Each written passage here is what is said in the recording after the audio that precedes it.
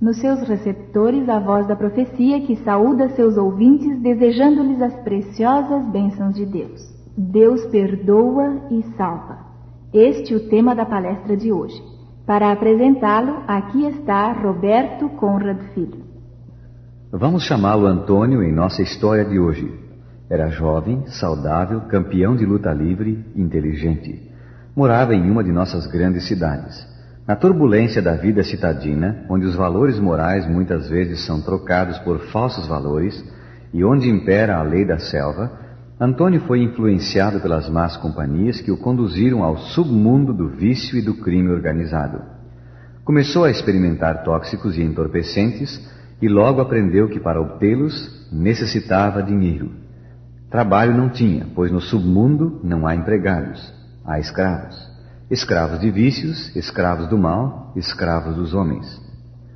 Antônio uniu-se a um bando de marginais e planejou assaltar um banco para obter dinheiro fácil. Todos os detalhes foram analisados com cuidado. O assalto foi ensaiado várias vezes com prudência e meticulosidade. Chegou enfim o dia marcado. O assalto foi realizado com êxito e o dinheiro dividido, transformando-se logo depois na erva maldita. Assim continuou sua vida. Dia após dia, uma sucessão de pequenos crimes, assaltos, o constante medo de ser aprisionado e cada vez mais mergulhado no pecado. A justiça tarda, mas não falha, diz a expressão popular. E um dia, numa luta com a polícia, Antônio foi baleado. Conseguiu escapar, mas ao tentar medicar-se, foi reconhecido e aprisionado. Na prisão foi duramente castigado. Era espancado de modo tão brutal, para confessar todos os seus crimes, que muitas vezes aguardava a morte.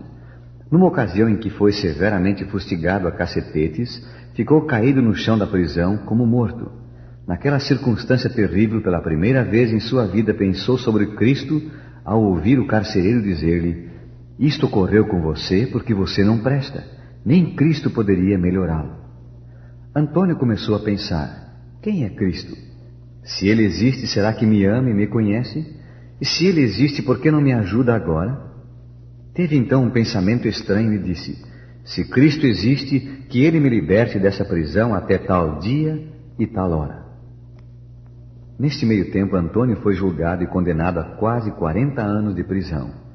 Passaria como que o resto de sua vida numa cela. Mas, para surpresa sua, no dia estipulado, poucos minutos antes da hora marcada por ele, 3 advogados se apresentaram e lhe disseram que ele estava livre, em liberdade condicional.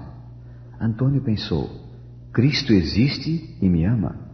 Logo entrou em contato com alguns cristãos, estudou a Bíblia, foi transformado pelo poder de Cristo e nasceu para uma nova vida. Hoje Antônio é um fiel cristão, adventista do 7º dia, e tudo faz para contar a outros jovens o que Cristo fez por ele.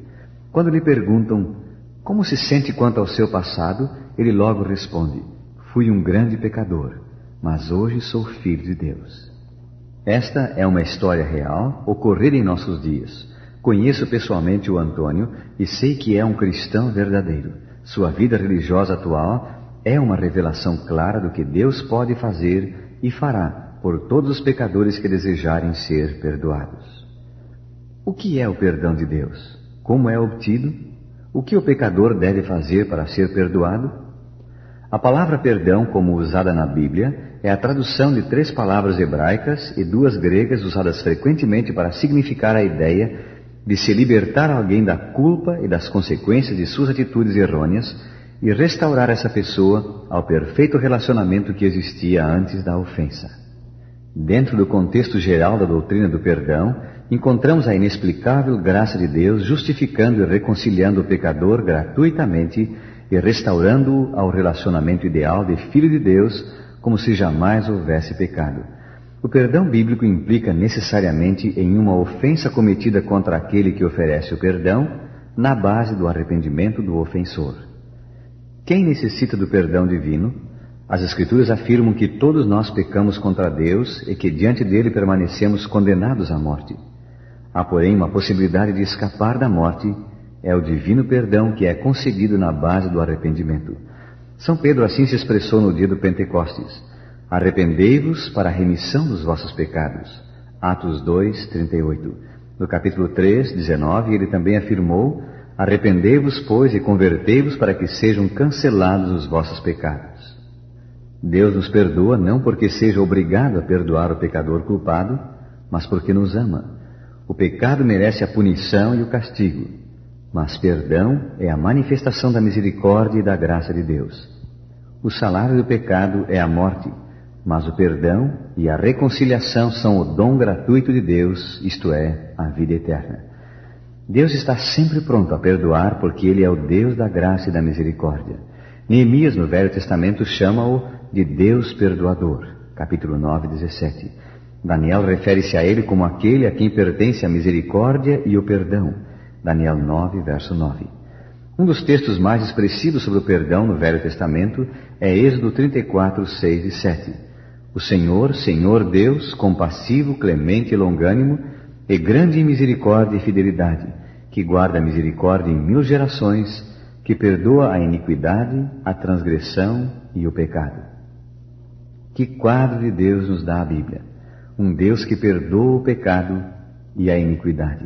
Um Deus que perdoa e salva. Um Deus que não leva em conta os meus pecados passados, desde que eu aceite sua graça e seu perdão. As páginas do livro santo estão cheias de exemplos de grandes pecadores que receberam todo o perdão de Deus. Entre estes podemos mencionar brevemente os seguintes. Davi, rei de Israel, cometeu um crime múltiplo, inclusive homicídio, para se apoderar de uma mulher a quem se afeiçoara.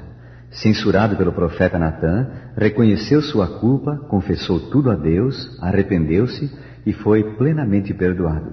Mais tarde exclamou: bem-aventurado aquele cuja iniquidade é perdoada e cujo pecado é coberto. Confessei-te o meu pecado e tu perdoaste a iniquidade do meu pecado.